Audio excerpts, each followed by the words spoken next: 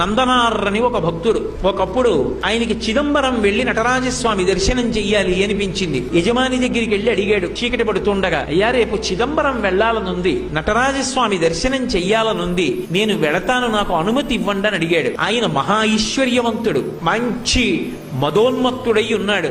ఎందుకు పంపించాలి పాలేరుని, వీడితో పని చేయించాలి తప్పనుకున్నాడు. తప్పకుండా వెళ్ళు, ఆ ఒక్క మాటే వినపడింది నందనారికి. సంతోషపడిపోయాడు. ఆయన అన్నాడు, ఇవాళ రాత్రి మనకున్నటువంటి 500 ఎకరాల పొలాన్ని నాగలి పట్టి దున్ని, విత్తనాలు చల్లి, పంట పండించేయి, కోత కోసేయి, గడ్డి తీసుకెళ్లి వాము వేసేయి, ధాన్యాన్ని అంతటినీ కూడా దులిపేయి, ధాన్యాన్ని బస్తాలకెత్తేయి, ధాన్యాగారాలకి తీసుకురా, అంతా కూడా శుభ్రంగా సంరక్షణ చేయి, పంట పొలంలో మళ్ళీ ఎక్కడ ఒక్క గడ్డి పరక లేకుండా తీసేయి, చిదంబరం వెళ్ళిపో అన్నాడు. ఆయనకి ఇవన్నీ వినపడలేదు, ముందు వెళ్ళిపో అన్న మాట వినపడింది. సంతోషపడిపోయాడు. తర్వాత ఇవన్నీ వినపడ్డాయి. అలాగే అన్నాడు, వెళ్ళిపో అన్నాడు కదా అన్న సంతోషం. గబగబా పొలానికి పరిగెత్తుకొచ్చాడు. కటిక చీకటి, రాత్రి 7-8 అవుతోంది. తెల్లవారేటప్పటికి చిదంబరం వెళ్లాలని కోరిక. రాత్రంతా నడిస్తే గాని చిదంబరం వెళ్ళలేడు. అవుతుందా?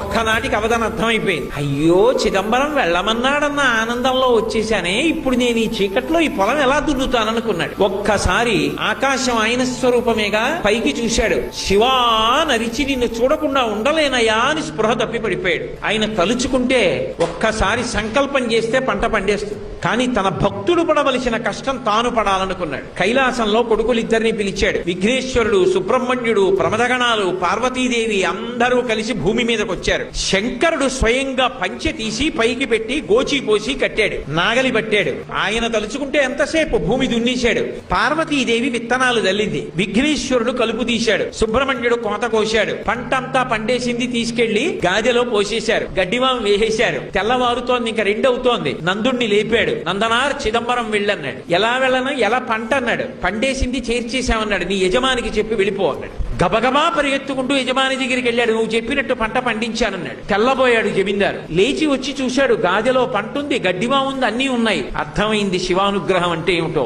నందనార్ కాళ్ల మీద పడ్డాడు. నీ భక్తి నాకు అర్థమైంది నందుడా, వెళ్ళిపో చిదంబరానికి, నేను కూడా మారిపోయాను, ఇక పైన ఇలా ప్రవర్తించనన్నాడు. చిదంబరం వెళ్ళాడు. అర్చకులు ఆయన పట్ల చాలా కఠినంగా ప్రవర్తించారు. అగ్నిలో ప్రవేశించు, నీకు దేవాలయ ప్రవేశం చేయిస్తా ఉన్నారు. అగ్నిహోత్రాన్ని రగలిస్తే శివుడికి నమస్కారం చేసి అగ్నిలోకి వెళ్ళాడు. అగ్నిహోత్రం పుష్పమాలయ్యి ఆయన మెడలో పడింది. శంకరుడి దగ్గరికి వెళ్లి నటరాజస్వామిని చూస్తూ ఆనందపడిపోయాడు. ఆ సంతోషంలో చూస్తుండగా నందునిలో ఉన్న తేజస్సు వెళ్లి నటరాజస్వామి ఎందు ఐక్యమైపోయింది.